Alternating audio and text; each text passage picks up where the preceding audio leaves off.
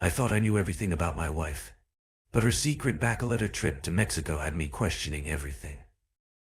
From zero spending to a mysterious signal message.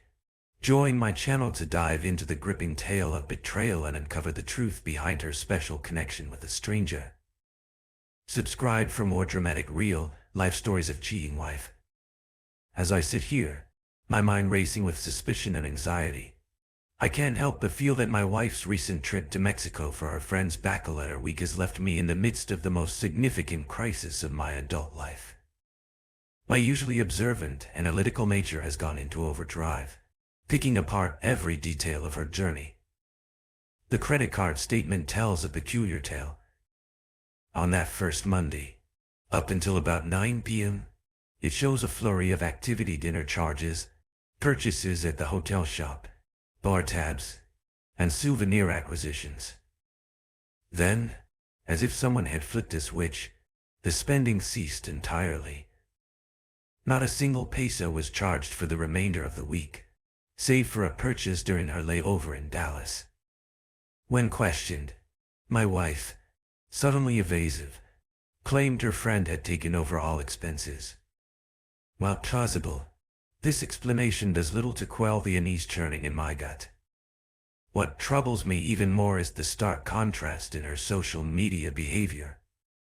My wife, typically an avid poster on Instagram and TikTok, sharing every mundane moment from lats to school pickups, has gone uncharacteristically silent.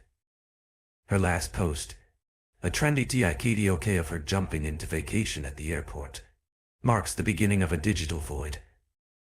I'd been eagerly anticipating updates, vicariously experiencing her trip through her usual stream of posts and stories. The absence of content is jarring, to say the least. Upon her return, I couldn't contain my curiosity any longer. "I can't wait to see all the pics you took," I said, hoping to spark a conversation about her adventures. Her response was dismissive, a stark departure from her usual enthusiasm for sharing experiences. She brushed off my interest, claiming she just didn't feel like taking pics that week. This uncharacteristic secrecy only serves to deepen my suspicions.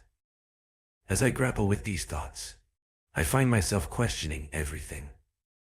What could have happened in Mexico to cause such a drastic change in her behavior? The lack of financial activity, the social media silence, and her evasiveness upon return all point to something amiss. Yet I'm left with more questions than answers, my mind conjuring scenarios I dare not voice aloud. I delve deeper into the social media activity surrounding the trip, focusing on my wife's friend. This friend had been posting regularly until about the third day of their vacation, but curiously, there were no pictures or tags of my wife. Even more perplexing, the friend had deleted all posts from the days leading up to the trip. The bride-to-be's lack of social media presence wasn't surprising, given her usual inactivity online. The oddity of the situation gnawed at me. Something must have transpired during that trip. While it might not be as straightforward as infidelity, the circumstances pointed to an unusual event that had altered the dynamics of their group. My wife's behavior at home only fueled my concerns. She had become incredibly distant, and last night, she opted to sleep on the couch, citing better air conditioning coverage, a valid point, I had to admit. However, in the middle of the night, I could have sworn I heard her engaged in a hushed phone conversation. When I attempted to investigate, I accidentally stumbled over our dog, creating a commotion. By the time I reached the living room, she appeared to be sound asleep.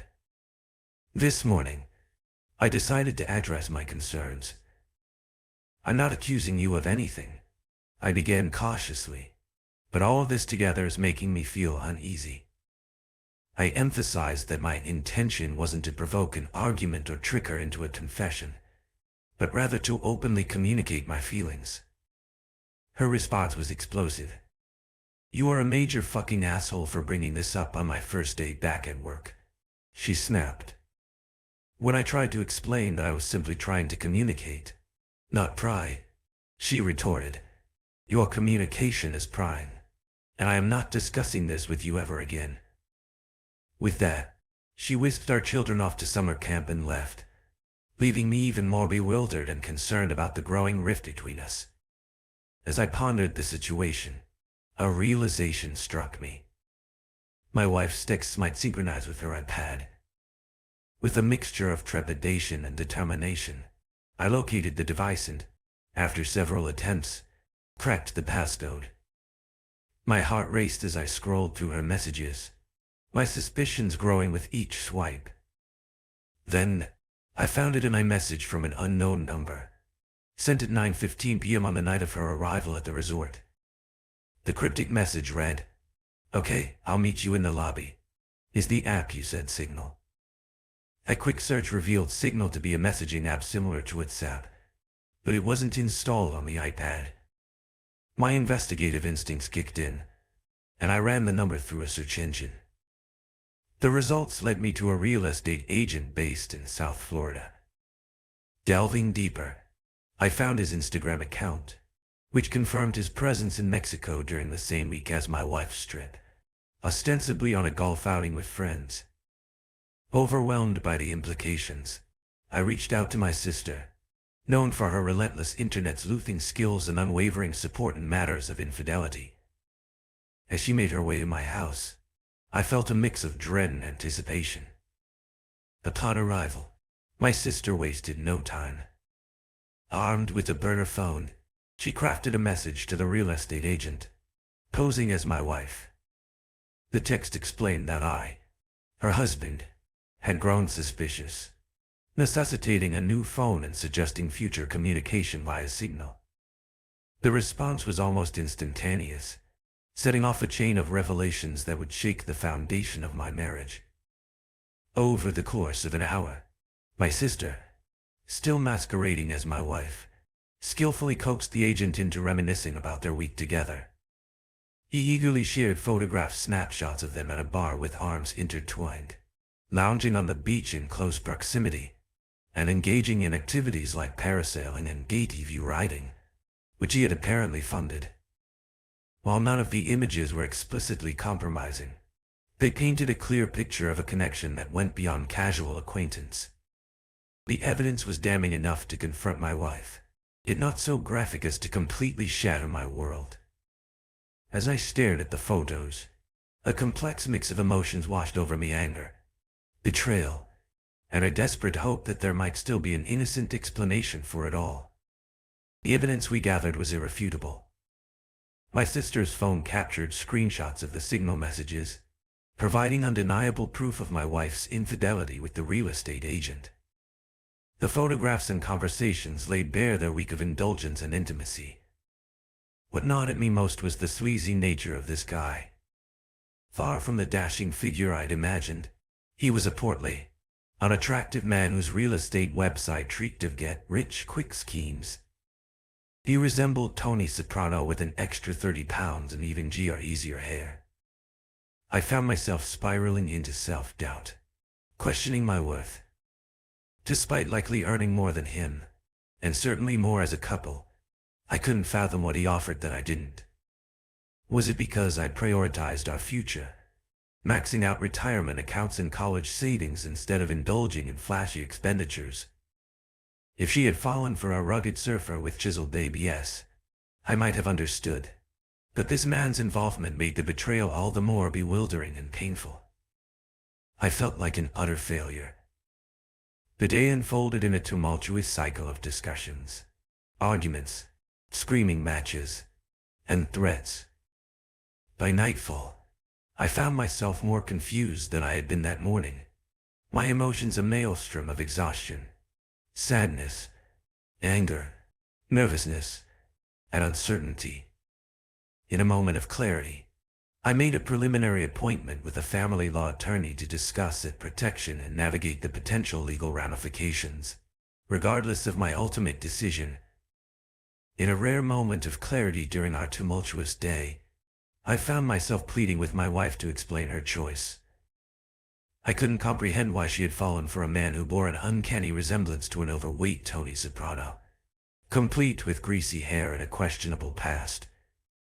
This fat Tony Soprano, as I'd begun to think of him, was reportedly on his fourth marriage with at least 6 children. My wife's response cut deep. "He made me feel special," she said, her voice devoid of emotion. The emotional roller coaster continued throughout the day. One moment, she was overcome with remorse, begging me not to make any hasty decisions and imploring me to consider the impact on our children if raised in separate households. The next, she was utterly unrepentant, boldly claiming that I was the root cause of her infidelity. The stark contrast in her behavior left me reeling, struggling to process her conflicting messages. My own emotions mirrored her instability, oscillating between despair, anger, and confusion. While I could empathize with emotional turmoil, hearing her blame me for her actions was a bitter pill to swallow. I found myself questioning everything I thought I knew about relationships and women in general. I had spent my entire life striving to be the antithesis of men like Fat Tony. My focus had always been on securing our family's future, maxing out retirement accounts, setting up college funds for our children, even purchasing a picturesque second home by the lake. I had taken calculated risks in my career, transitioning from engineering to management to provide a more comfortable life for my family. Despite the long hours at work, I remained devoted to our children, coaching their little league games, volleyball matches, and swim meets, despite my own less than stellar aquatic abilities. I had even cultivated a warm relationship with my in-laws, going so far as to finance a family trip to Hawaii the previous year. And yet, here I was, facing the harsh reality that this unkempt real estate agent with his rented Ferrari and tacky Florida real estate website had somehow made my wife feel more special than I ever had. The gravity of the situation hit me as I contemplated the very real possibility of missing future Christmas mornings with my children, a prospect that felt like a knife twisting in my gut. As the night drew in, the weight of the day's revelations pressed heavily on my chest. The evidence of my wife's infidelity lay before me, irrefutable and devastating. Yet amidst the anger and betrayal, a part of me still yearned for understanding and closure. I found her sitting alone in the living room, her face a mask of guilt and sorrow. The children were asleep, blissfully unaware of the storm brewing in their parents' lives. I took a deep breath and sat down beside her, the silence between us pregnant with unspoken words. "I need to know why," I said quietly, "not just the superficial reasons, but the deep doubt, Ruth. What did I miss? What did we miss?" She looked at me, her eyes brimming with tears. "I don't know," she whispered. I felt lost, unseen. It wasn't about him, not really. It was about feeling something, anything, that made me feel alive again. Her words cut deep, but they also illuminated a truth we had both ignored for too long. In our pursuit of a secure future, we had neglected the present, the simple joys and connections that had once defined our relationship. "I'm sorry," she continued, her voice breaking. "I never wanted to hurt you or the kids. I've made so many mistakes." For a moment, we sat in silence, the enormity of our situation hanging heavily in the air. Then, tentatively, I reached out and took her hand. "We've both made mistakes," I said. "But if there's any part of you that still believes in us, I'm willing to try. Not just for the kids, but for us." She squeezed my hand, a glimmer of hope flickering in her eyes. "I want that too," she said. "I want to find a way back to each other. It wouldn't be easy. Trust would need to be rebuilt, and wounds would need time to heal. But in that moment, we made a silent pact to face the future together, whatever it might hold." As we sat there, hand in hand, I felt a sense of peace wash over me. The road ahead would be challenging, but for the first time in a long while, it felt like there was a way forward. And that was a start. In the weeks that followed, we sought the help of a counselor, opening up about our fears, hopes, and regrets. It was a slow, often painful process, but it brought us closer in ways we hadn't anticipated. We learned to communicate better, to listen and to truly see each other. One evening, as we sat on the porch watching the sunset, I realized that while the past couldn't be changed, the future was still ours to shape. The love we had once taken for granted had been tested, but it had also been renewed. And so, with the sun setting on one chapter of our lives, we embraced the dawn of a new beginning. Together, we would navigate the challenges, cherish the moments, and rebuild our love, one day at a time.